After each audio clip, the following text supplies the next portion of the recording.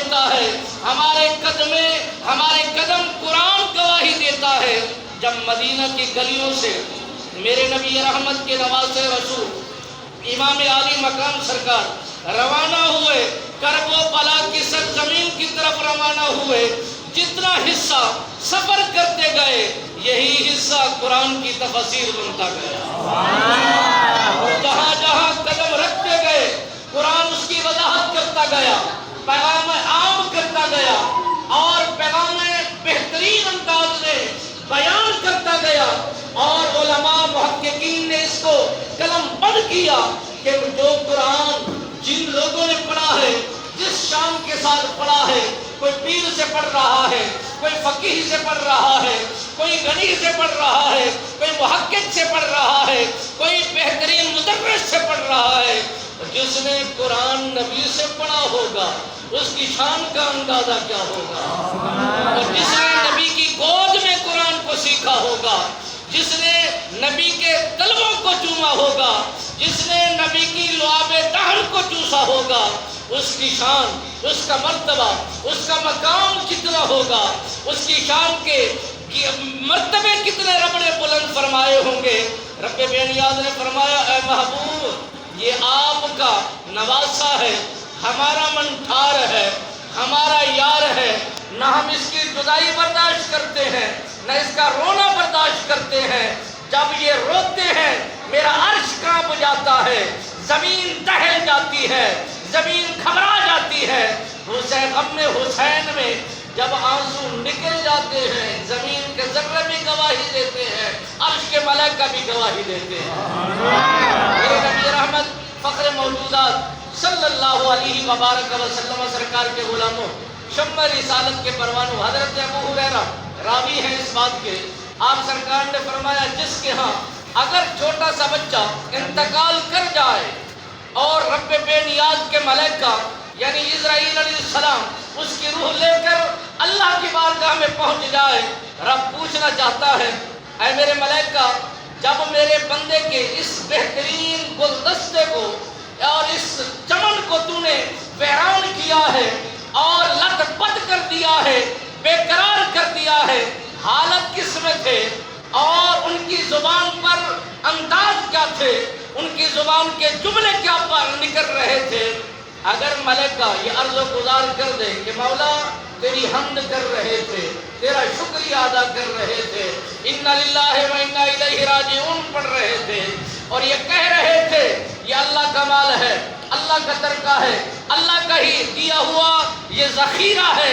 اگر اس نے لیا ہے تو ہم راضی ہیں، یہ اگر اس نے دیا تھا تب بھی ہم راضی ہیں۔ مالک بے نیاز نے فرمایا جاؤ جنت میں اس کے لیے ایک گھر تیار کر لو جس کا نام لکھ دو الحمد، نام لکھ دو، اور یہ اس لیے اس کا نام لکھا جا رہا ہے کہ وہ اللہ کی حمد کر رہا ہے، اللہ کی تسبیح بیان کر رہا ہے۔ جس حال میں، جس امتحان میں مالک بے نیاز نے جو جو امتحان لیے ہر بات پر اتفاق بھی کرتا گیا، اللہ کی حمد بھی کرتا گیا، اور اللہ نے جنت کے اندر اس کے لیے ایک گھر تیار کر دیا، اور وہ گھر اس کے کھاتے میں عطا کر دیا جاتا ہے۔ یعنی جو بندہ مومن ہو، نبی کا دیوانہ اور کلمہ پڑھنے والا ہو،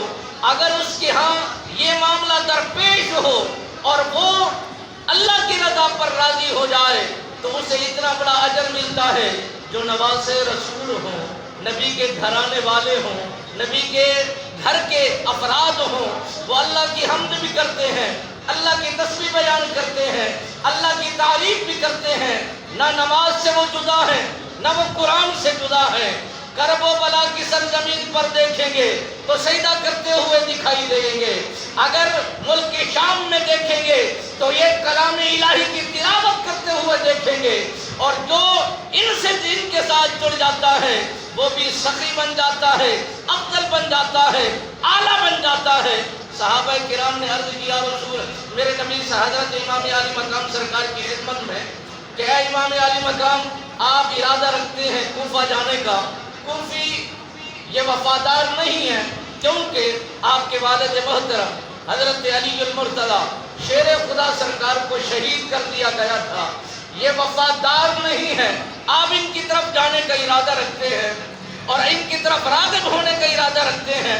آپ سرکار نے فرمایا کہ ان کے خطوط مجھے مجبور کر رہے ہیں، اس میں لکھا جا رہا ہے کہ ہم ظالم کے شکنجے سے پناہ لینا چاہتے ہیں۔ ظلم بھی کر رہا ہے، زیادتیاں بھی کر رہا ہے، دین کی حالت کو بگاڑ بھی رہا ہے اور دین میں مداخلت بھی کر رہا ہے۔ اگر مہربانی ہو جائے، منت ہو جائے، احسان ہو جائے، بروز قیامت جب عدل و انصاف کا میدان ہوگا، آپ کے نانا حضور کے سامنے کھڑے ہو کر ہم یہ سرخروئی پیش کریں گے، عرض و گزار ہوں گے کہ یا رسول اللہ، آپ کا نواسا امام عالی مقام سرکار ہماری خطوط کی وجہ سے آئے تھے، دین کو بچانے کی کوشش کر رہے تھے۔ آج تو ہم دین پر عمل کر رہے ہیں، نہ اس پر ہمارا ٹکا لگا، نہ ہمارا خون لگا، نہ ہمارا مال لگا، نہ ہمارا وقت لگا ہے، کچھ بھی نہیں ہوا۔ بغیر کسی محنت کے ہمیں دین ملا ہے، اس لیے ہم اس کی قدر نہیں کرتے، اس کی اہمیت کو نہیں جانتے، اس کے وقار و معیار کو نہیں سمجھ رہے۔ ذرا پوچھئے ان نبی کے گھرانے والوں سے جن کا 3 دن پانی بند رہا، 3 دن باہر چلنا پھرنا بند رہا، طویل سفر کر کے، مشقتوں پہ مشقتیں کرتے ہوئے سفر کر کے تشریف لے کر جا رہے تھے اور پیغام عام کرتے چلے جا رہے تھے۔ اے لوگوں، ہم اسلام کو بچانے کے لیے نکلے ہیں، اپنی سیٹ کو بچانے کے لیے نہیں، اپنی ذات کو بچانے کے لیے نہیں، اپنے معیار کو بچانے کے لیے نہیں، اپنے نام کو بچانے کے لیے نہیں۔ حضرت ابو دردہ رضی اللہ تعالیٰ عنہ سرکار سے روایت کو نقل کیا گیا ہے کہ میرے نبی رحمت سرکار کی بارگاہ میں عرض کیا گیا، یا رسول اللہ صلی اللہ علیہ وسلم، جو بندہ جہاد کے لیے نکلے، اس کا ارادہ مال غنیمت ہو، اسے اجر ملے گا؟ میرے نبی سرکار نے فرمایا نہیں ملے گا۔ یا رسول اللہ، کسی کا ارادہ ہو کہ مجھے شہرت ملے، کیا اسے اجر ملے گا؟ یا رسول اللہ کی طرف سے یہ پیغام عام ہوا، نہیں ملے گا۔ میرے نبی سرکار کی بارگاہ میں عرض کرتے ہیں، یا رسول اللہ صلی اللہ علیہ وسلم، جو بندہ مومن علم اسلام کے لیے جہاد کرنا پسند کرتا ہے، میدان عمل میں جاتا ہے، کوششیں کرتا ہے کہ میں میدان عمل میں قدم رکھ کے اس دین کو بچا کر میں دنیا کو پیغام دوں کہ میں اللہ کی رضا کی خاطر نبی کے احکامات کے مطابق عمل کرتے ہوئے اس دین کے لیے جہاد کر رہا ہوں، کیا اس کو اس کی برکت ملے گی، اجر ملے گا؟ میرے نبی سرکار نے فرمایا ضرور ملے گا۔ کیوں؟ کہ وہ دین کی سربلندی کے لیے وہ کام کر رہا ہے، دین کی سربلندی کے لیے قدم بڑھا رہا ہے۔ اس لیے مالک بے نیاز نے فرمایا ہر قدم پر اسے اجر بھی ملے گا، برکت بھی حاصل ہوگی۔ اور حضرت امام عالی مقام سرکار فرماتے ہیں خطوط کی بارشیں ہونا شروع ہو گئی، یعنی بوریاں بھرنا شروع ہو گئی۔ میرے نبی سرکار کے نواسے رسول آپ سرکار فرماتے ہیں تیاریاں ہو گئی۔ صحابہ کرام نے عرض کیا رسول اللہ نہ جائیں، یا تو پھر کسی قاصد کو بھیجیں، یا کسی اپنے رفیق کو بھیجیں، یا کسی اپنے سفیر کو بھیجیں، وہاں کے حالات کو معلوم کرے کہ اگر وہاں کے حالات درست تو پھر تشریف لے جائیں، اگر حالات بہتر نہیں ہیں اور بہتر نہیں ہیں تو مہربانی کیجئے، آپ نبی کی امانت ہیں۔ جب ہم آپ کو دیکھتے ہیں ہمیں حسن مصطفیٰ نظر آتا ہے، جمال مصطفیٰ نظر آتا ہے، کمال مصطفیٰ نظر آتا ہے، اور مشابہ نبی کے ہیں۔ حضرت امام حسن پاک سر سے لے کر یہ ناف تک یہ مشابہ مصطفیٰ کے تھے۔ جب چال چلتے صحابہ کرام بھول جایا کرتے تھے، دیکھ کر فدا ہو جایا کرتے تھے کہ نبی رحمت سرکار تشریف لے جا رہے ہیں۔ جب امام حسن پاک کو دیکھتے تو پھر یہی کہا کرتے تھے میرے نبی کے پھول جا رہے ہیں، میرے نبی کے نواسے جا رہے ہیں، میرے محبوب کے بہترین نواسے رسول جا رہے ہیں۔ اور ناف کے نیچے سے لے کر پاؤں تک یہ سراپا مشابہ تھے امام حسین پاک، یہ دونوں بھائی میرے نبی سرکار کے مشابہ تھے۔ آپ سرکار انہی کے مشابہ ہونے پر صحابہ کرام عرض کرتے ہیں یا رسول اللہ ہم اپنے ہاتھوں سے آپ کو گوا نہیں سکتے، جدا کر نہیں سکتے۔ صحابہ نے بڑی عقیدت و محبت کے ساتھ، بڑی لگن کے ساتھ التجائیں کی، یا رسول اللہ ہمیں اجازت عنایت فرمائی جائے، ہم میں سے یہ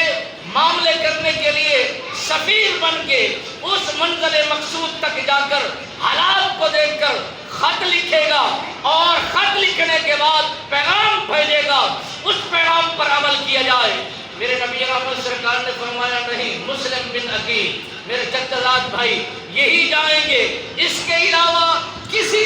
صحابی رسول کو میں اپنا سفیر بنا کر نہیں بھیج سکتا۔ راستے میں کچھ بھی معاملات ہو سکتے ہیں، کچھ بھی باتیں ہو سکتی ہیں، کچھ بھی اس طرح کے انداز ہو سکتے ہیں۔ ساری زندگی صحابہ پر تان ہوتی رہے گی، معاذ اللہ، صحابہ کرام پر باتیں ہوتی رہیں گی، صحابہ کرام کی حرمت کو بگاڑ دیا جائے گا۔ اس لیے امام حسین سرکار نے ان کے تقدس کو بالکل باہر رکھتے ہوئے میرے نبی رحمت سرکار کے نواسے رسول نے اس بات کا یقین دلایا کہ میں مسلم بن عقیل سرکار کو بھیج رہا ہوں، یہ جا کر وہاں کے حالات کو معلوم کریں گے، وہاں کے لوگوں کو دیکھیں گے، ان کی محبتوں کا تقاضا دیکھیں گے اور ان کی محبتوں کا پیمانہ دیکھیں گے، جو فیصلہ ہوگا پھر اسی پر عمل ہوگا۔ حضرت امام حسین سرکار کے متعلق یہ فرمایا جاتا ہے کہ آپ سرکار نے تیاریاں مکمل ہوئی، خط موصول ہو گیا، خط پر عمل کرنا شروع کر دیا۔ جب آپ تشریف لے جانے کا ارادہ فرماتے ہیں اور سارا قافلہ شامل حال اگر ایک ایک بات کو کرتے چلے جائیں تو اس میں بڑی طوالت ضرورت ہے، بڑا وقت یعنی اس کے لیے درکار ہے۔ میرے نبی رحمت سرکار کے نواسے رسول حضرت امام علی مقام سرکار فرماتے ہیں کہ جب حضرت امام حسین سرکار ساروں کو لے کر سفر کر رہے تھے اور پھر یزید آگے کھڑا ہو کر عرض کرتا ہے، اے نواسے رسول، میں تنخواہ دار بندہ ہوں، میں تنخواہ لیتا ہوں، عمر بن زید اور ان ساروں کی میں اتباع کرتا ہوں، یزید کا میں حامی ہوں اور ان کی تنخواہ لے کر میں وقت گزار رہا ہوں، میں آپ کو بھی جانتا ہوں، آپ کے گھر والے کو بھی جانتا ہوں، کلمہ بھی آپ کا پڑھتا ہوں، عقیدت بھی آپ سے رکھتا ہوں، لہذا میری مجبوری ہے، میں آپ کو آگے جانے کے لیے اجازت نہیں دوں گا۔ میرے قافلے نے اور میری فوج نے آپ کے ارد گرد گھیرا کر دیا ہے، نہ آگے جا سکتے ہیں نہ پیچھے جا سکتے ہیں، جو بات میں نے کرنی ہے یہی بات ہے کہ آئیے میرے راہبر کے ہاتھ پر ہاتھ رکھیے اور بیعت کو قبول کیجئے، پھر آپ کو چھٹکارا ہوگا، وگرنہ نہیں ہو سکتا۔ اس وقت ظہر کا وقت قریب تھا، حضرت امام علی مقام سرکار نے فرمایا کہ اذان پڑھی جائے۔ جب اذان ہوتی ہے اور اقامت کے لیے مصلی پر تشریف لے جاتے ہیں، حر کو آواز دے کر فرمانا چاہتے ہیں، امام علی مقام سرکار، اے حر، اگر تو نماز ہمارے پیچھے پڑھنا چاہے تجھے اجازت ہے، اگر تو علیحدہ نماز پڑھنا چاہے تب بھی تجھے اجازت ہے، جا پہلے فرض خدا ادا کر، پھر آ کے بات کر، پھر ہم بات کرنے کے لیے تیار ہیں۔ حضرت امام علی مقام سرکار نے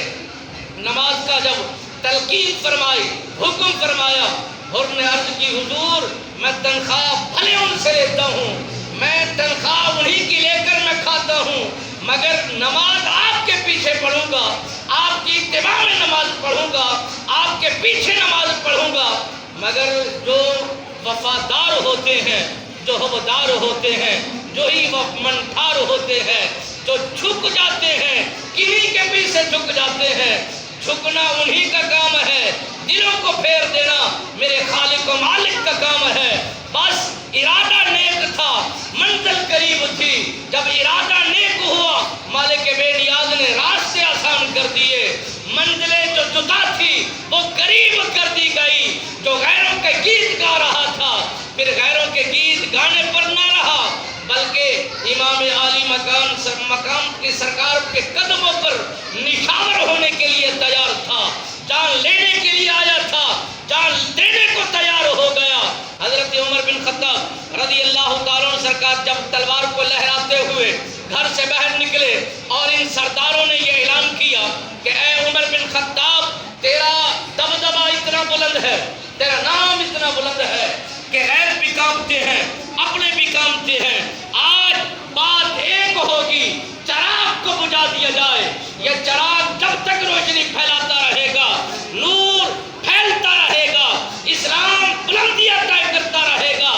اگر جب تک اس چراغ کو بجھائیں گے نہیں، اس وقت تک یہ اسلام ختم نہیں ہو سکتا۔ اس وقت بڑے بڑے شہنشاہ، بڑے بڑے سردار موجود تھے، ہر بندہ اپنی اپنی رائے دے رہا ہے، اپنی اپنی منشا ظاہر کر رہا ہے۔ حضرت عمر بن خطاب رضی اللہ تعالیٰ عنہ سرکار نے عرض کی سارے سرداروں کے سامنے، میں یہ کام کرنے کے لیے تیار ہوں، میں یہ کام نبھانے کے لیے تیار ہوں، اس کام عام کو کرنے کے لیے تیار ہوں۔ ادھر سے عمر بن خطاب تلوار کو لہراتے ہوئے دین اسلام کی ملیامیٹ معذلہ کرنے کے لیے نکلے تھے، ادھر سے میرے مصطفیٰ نے ہاتھ اٹھائے، اللہ کی بارگاہ میں عرض کی، مولا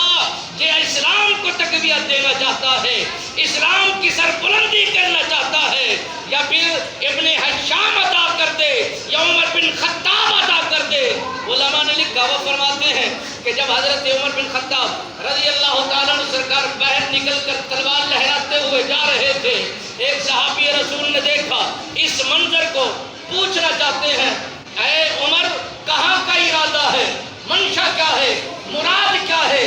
دل کا ارادہ کیا ہے؟ اس نے بتایا کہ تمہارا نبی لوگوں کو اپنی طرف متوجہ کر رہا ہے اور اپنی محبت کا جام پلا رہا ہے، اور اس کی محبت میں اتنی لذت ہے، جو بھی ایک جھلک دیکھتا ہے فدا ہو جاتا ہے، قربان ہو جاتا ہے، تن من دھن سب کچھ اس کے قدموں پر قربان کرنے کے لیے تیار ہو جاتے ہیں۔ آج اس چراغ کو بجھایا جائے گا، آج ان کا نام مٹا دیا جائے گا۔ میرے نبی رحمت سرکار کے لیے وہ سر لینے کے لیے روانہ ہو رہا تھا، اس کو کیا خبر تھی جہاں سر لینے کے لیے جا رہے ہو وہاں تو سر دینا پڑ جائے گا، وہاں پر قربانی پیش کرنی پڑ جائے گی۔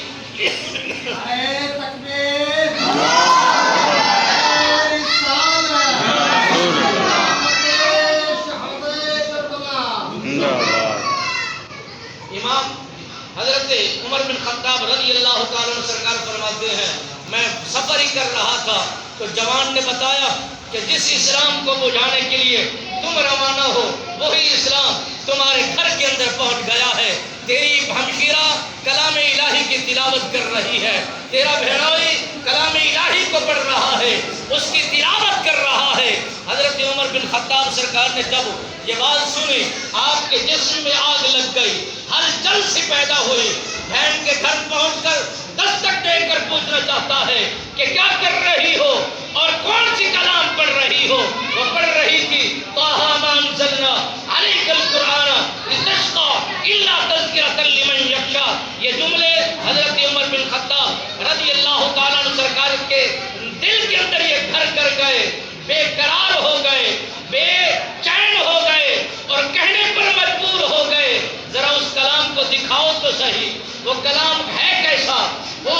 کتنا مٹھاس رکھتا ہے، کتنی برکت رکھتا ہے، جو ایک جملہ جو بھی سنے اس کے دل میں وہ اثر کر جاتا ہے، اس کے دماغ میں وہ بیٹھ جاتا ہے۔ حضرت عمر بن خطاب رضی اللہ تعالیٰ عنہ سرکار کی ہمشیرہ پاک فرماتی ہیں کہ میں نے فرمایا، اے عمر تو نجس ہے، تو پلید ہے، تو اسلام سے دور ہے، جا صاف ہو جا، شفاف ہو جا، ستھرا ہو جا، عمدہ لباس پہن، پھر میں اپنے لاریب بے عیب قرآن مجید کو تمہیں دکھانا چاہتی ہوں۔